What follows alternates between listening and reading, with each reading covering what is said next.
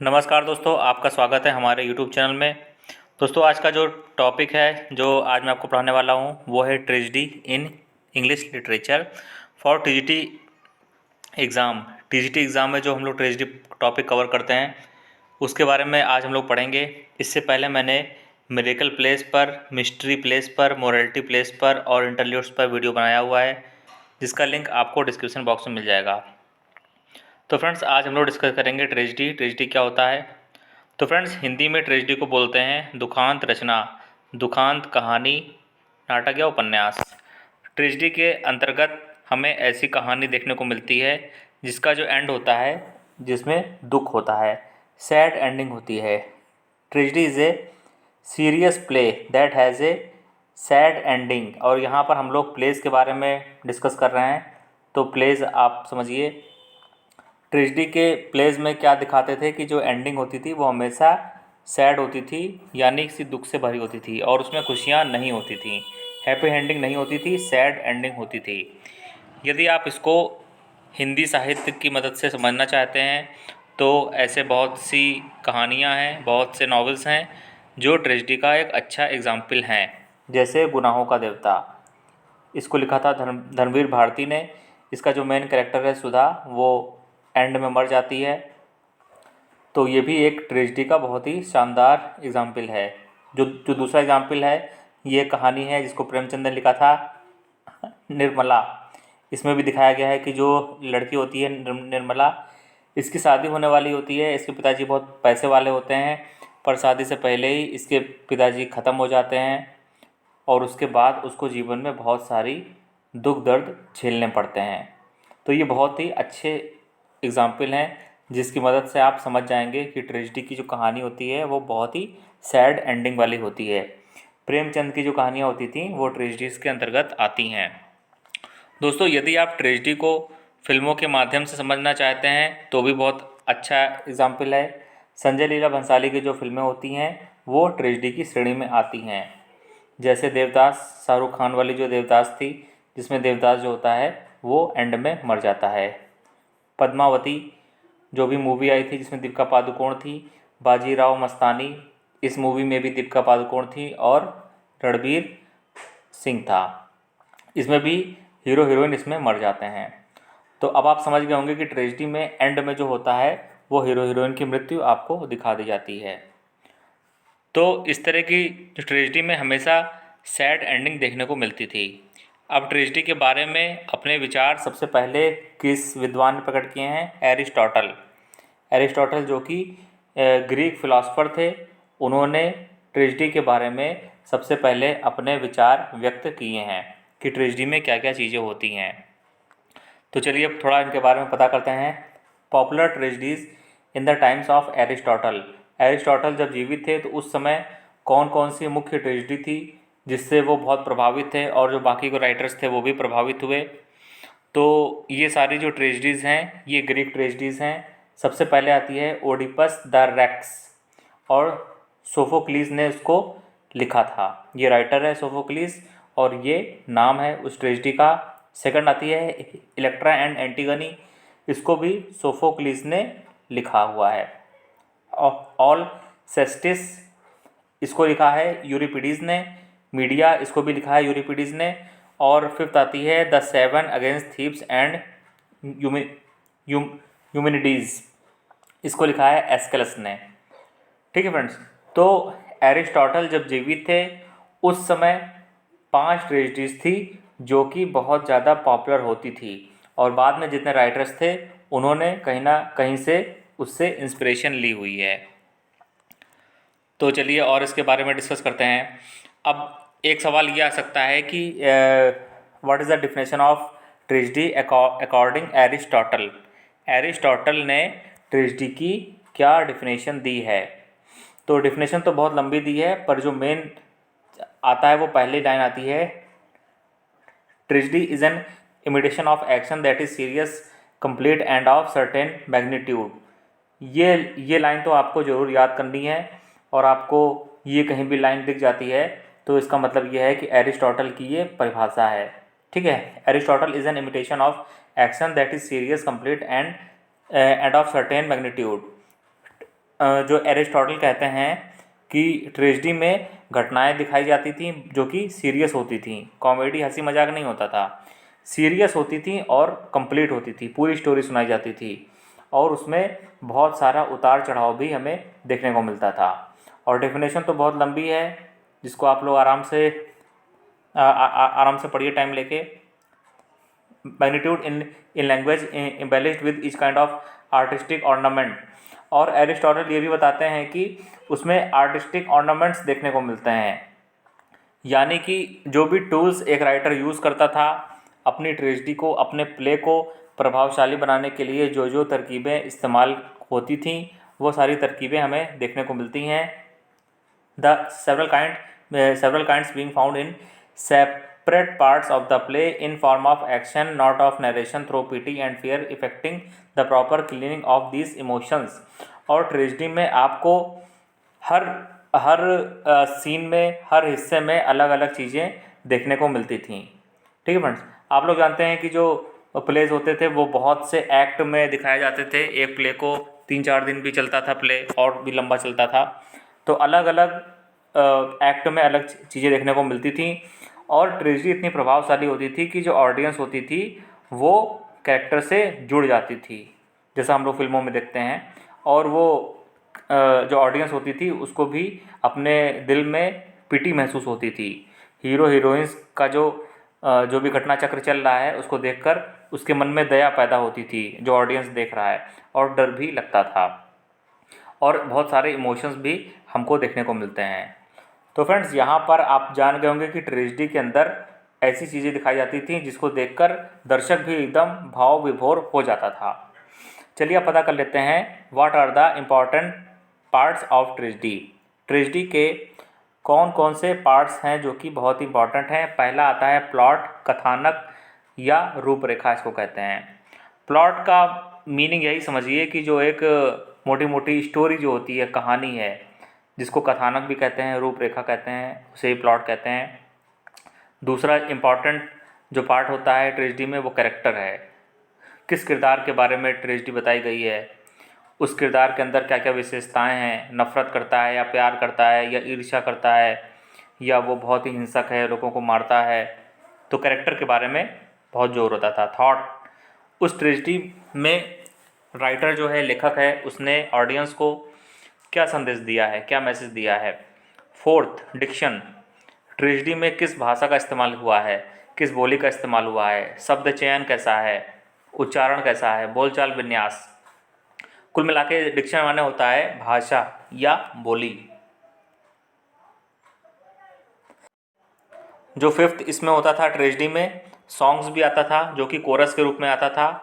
Coarse का मतलब होता है सहगान, स्पेक्टेकल। तो ये सारी चीज़ें होती थी। अब एरिस्टोटल ने क्या क्या विचार व्यक्त किए हैं ट्रेजेडी के संबंध में, तो इन्होंने बताया है plot is the most important part of the tragedy. Aristotle कहते थे कि ट्रेजेडी का जो प्लॉट होता है, उसका जो कथानक होता है, रूपरेखा होती है, वो उसका सबसे महत्वपूर्ण हिस्सा होता है। In plot we find certain types of action, action is first and character is second. Aristotle also says that there may be tragedy without characters but not without action। और एरिस्टोटल कहते हैं कि ट्रेजेडी के अंदर action तो होगा ही होगा, action के बिना कोई भी ट्रेजेडी बन ही नहीं सकती है, और कैरेक्टर के बिना तो ट्रेजेडी एक बार बन भी जाए पर एक्शन के बिना कोई भी ट्रेजेडी कभी बन नहीं सकती है। अब दोस्तों, आप लोग समझ रहे होंगे कि एक्शन क्या होता है। आप लोग सोच रहे होंगे एक्शन माने होता है ऐसी कहानियाँ, ऐसा घटनाक्रम ट्रेजेडी में होता था जिसको देखकर ऑडियंस जो होती थी बिल्कुल चकित रह जाती थी, बिल्कुल दंग रह जाती थी, और उसको बहुत ज़्यादा रोमांच पैदा होता था। आप इस तरह समझिए जैसे वेब सीरीज़ आजकल आ गई हैं, जैसे स्कैम 1992 वाली जो मूवी है, ठीक है। तो इस तरह वेब सीरीज़ जो होती हैं कितनी इंटरेस्टिंग होती है, जैसे मिर्ज़ापुर है ना। तो इस तरह की आप इसको यहाँ से जोड़ के समझिए कि ट्रेजेडी में भी ऐसी जो गजब की स्टोरी होती थी जिसको देख के जो ऑडियंस होता था वो बिल्कुल चकित रह जाता था और उसको बहुत ज़्यादा इंटरेस्ट पैदा होता था। अब दोस्तों बात कर लेते हैं टाइप ऑफ ट्रेजेडी। ट्रेजेडी का जो मोटा मोटा जो है क्लासिफिकेशन वो दो भागों में किया गया है। पहला है क्लासिकल ट्रेजेडी और दूसरा है रोमांटिक ट्रेजेडी। जो क्लासिकल ट्रेजेडी है वो ग्रीक पैटर्न को फॉलो करती है और जो रोमांटिक ट्रेजेडी है वो किसी भी नियम कायदे से बंधी हुई नहीं होती है और इसको शेक्सपियर ट्रेजेडी कहते हैं। तो चलिए पता कर लेते हैं ग्रीक पैटर्न में क्या बातें हमको देखने को मिलती हैं। पहली बातें हैं observance of time, place and action.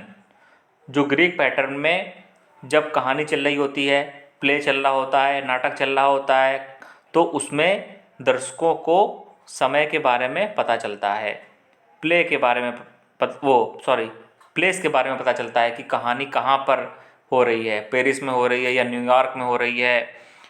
इस तरह प्लेस के बारे में जानकारी मिलती है। और एक्शन यानी घटना चक्र पूरा दिखाई देता है, घटनाक्रम।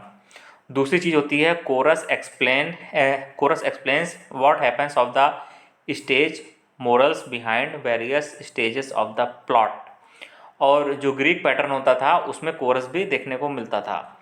कोरस का मीनिंग होता है सहगान, जहाँ पर कैरेक्टर्स जो होते हैं वो साथ में आते हैं, एक गीत गाते हैं, गाना गाते हैं, जिससे पता चलता है कि आगे स्टोरी क्या होने वाला है, कहानी में क्या होने वाला है, प्ले में क्या होने वाला है। तो दो चीज़ें आपको पता चल गई। अब रोमांटिक ट्रेजेडी के बारे में पता करते हैं। तो देखिए यहाँ पे लिखा है romantic tragedy were not strictly bound by Greek pattern.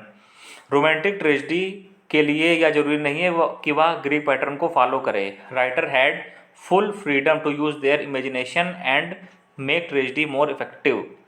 और रोमांटिक ट्रेजेडी में जो राइटर था उसको पूरी छूट होती थी, वो अपनी कल्पना शक्ति के अनुसार उसमें और भी एलिमेंट्स डाल सकता था, और भी मनोरंजन मसाले उसमें डाल सकता था, जिससे ऑडियंस का, दर्शकों का खूब सारा मनोरंजन हो।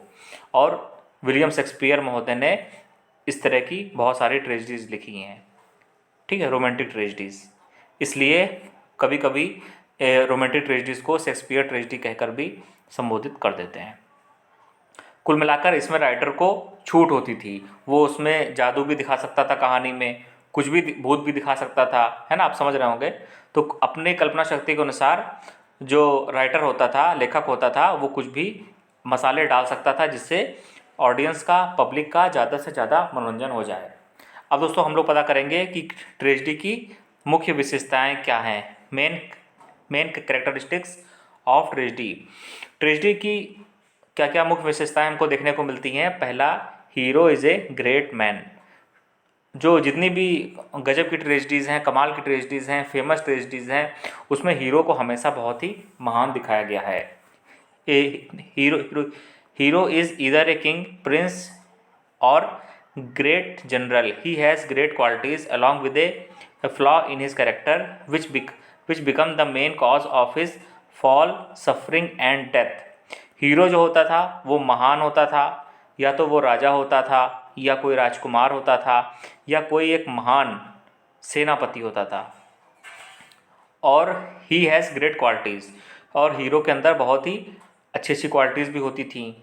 पर यहाँ पे लिखा है कि अलॉन्ग विद ए फ्लॉ, अच्छी क्वालिटीज़ के साथ साथ उसमें कुछ ऐसी खूबियाँ होती थी जिसके कारण उसका पतन हो जाता था और वो अपनी मृत्यु को प्राप्त होता था। अब दोस्तों आप लोग समझ रहे होंगे कि कौन सी खामियाँ हो सकती हैं। तो एक हीरो के अंदर बहुत सारी ईर्ष्या हो सकती है, दूसरे लोगों से वो बहुत जलता है, या उसका लालच हो सकता है, पैसे को लेके बहुत लालच करता हो। तो इस तरह की क्वालिटीज़, अच्छी क्वालिटीज़ तो होती थी, पर कुछ ऐसी क्वालिटीज़ होती थी जिसके कारण उसका पतन हो जाता था। दूसरी चीज़ जो हम लोग को देखने को मिलती है, ये hero's fate is connected with nation's fate. और जो हीरो था वो लार्जर दैन लाइफ होता था, लीजेंड होता था, यानी कि वो इतना महान होता था कि जब उसका पतन होता था तो उसका असर पूरे देश पर पड़ता था। तो ये दो चीज़ें हैं जो ट्रेजेडी की विशेषताएं मानी जाती हैं। अब फ्रेंड्स बात कर लेते हैं important terms related to the tragedy. Tragedy से संबंधित कुछ टर्म हैं जिनका इस्तेमाल इंग्लिश लिटरेचर में किया जाता है। सबसे पहला आता है कैथारसिस। कैथारसिस माने होता है साफ करना। तो इसको आप बना लीजिए, इसको नेमोनिक्स की मदद से हम लोग याद कर सकते हैं इसका मीनिंग कैथारसिस। तो यहाँ पे थार शब्द आ रहा है, तो थार शब्द से आप नेमोनिक्स की टेक्निक का इस्तेमाल करते हुए इसको कुछ भी बना लीजिए। जैसे निथारना, निथारना माने होता है साफ़ करना। तो क्या चीज़ साफ़ करना? अपने दिल का बोझ साफ़ करना, अपनी भावनाओं को बोलकर अपने दिल को हल्का करना। ठीक है, ये इसका मीनिंग हुआ। तो कैथारसिस का मीनिंग होता है purification of emotions, cleansing of emotions. ये एक टेक्निक है, एक टूल है जिसका इस्तेमाल राइटर्स लोग करते थे अपने हीरो को दिखाने के लिए कि उसके मन में, उसके मस्तिष्क में क्या चल रहा है। The process of expressing strong feeling for example through plays और other artistic activities as a way of getting rid of anger, reducing suffering. तो ट्रेजेडी में इस तरह का सीन आता था कि जो हीरो है वो ज़ोर ज़ोर से चिल्ला के अपने दिल की बात बोल रहा है या उसके मन में जो भी चल रहा है, तो वो पर्दे पर इस तरह के प्ले करता था और जो ऑडियंस होती थी उसको भी उसके ऊपर बहुत इफ़ेक्ट इसका पड़ता था। तो इसको ही कैथारसिस कहते हैं। अब फ्रेंड्स, यहाँ पर आपको ये बात जानना जरूरी है कि catharsis is originally used by Aristotle in poetics. Catharsis term का, इस टूल का पहली बार जो प्रयोग किया है वो एरिस्टोटल ने किया था और पोएटिक्स नाम की किताब में एरिस्टोटल ने प्रयोग किया है। तो ये बात आप लोग थोड़ा ध्यान रखिए।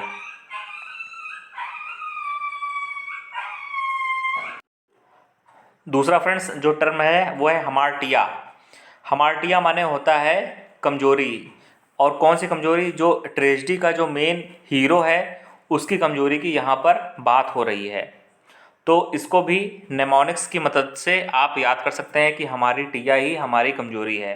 नेमोनिक्स आप लोग जानते होंगे फ्रेंड्स कि जो नेमोनिक की जो टेक्निक होती है उसमें हम लोग कोई एक स्टोरी बना लेते हैं, किसी शब्द का अर्थ याद करने के लिए एक छोटी सी कहानी बना लेते हैं। ठीक है, उसको ही नेमोनिक्स कहते हैं।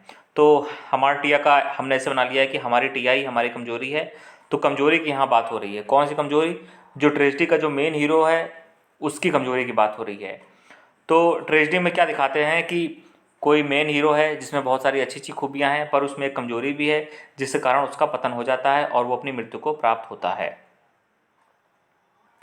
तो फ्रेंड्स, ये मैंने आपको बता दिया कि हमार्टिया होता है और इसका प्रयोग भी एरिस्टोटल ने किया था। हमार्टिया टर्म का पहली बार इस्तेमाल एरिस्टोटल ने किया था पोएटिक्स नाम की किताब में। तो अब आप लोग जान गए हैं कि जो दो टर्म है उसका इस्तेमाल एरिस्टोटल ने किया है। पहला है कैथारसिस और हमार्टिया। दो टर्म का इस्तेमाल एरिस्टोटल ने किया था अपनी किस किताब में? पोएटिक्स किताब में किया था।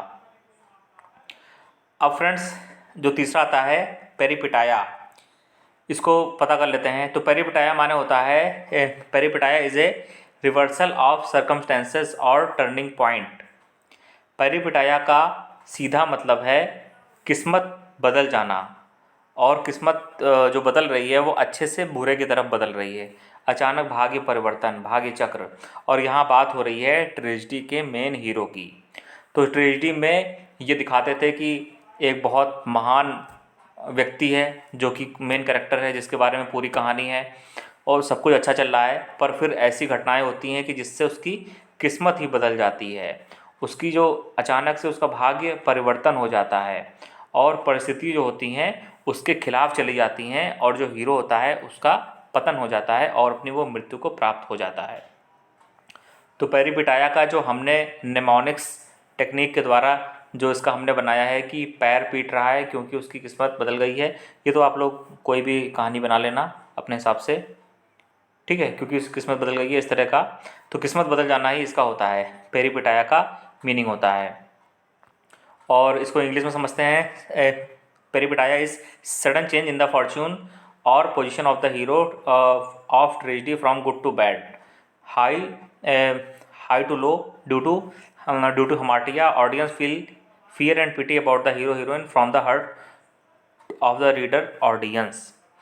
तो इसमें पेरिपिटाया में यही होता था कि जो हीरो होता था उसकी किस्मत बदल जाती थी और वो अर्श से फर्श पर पहुंच जाता था।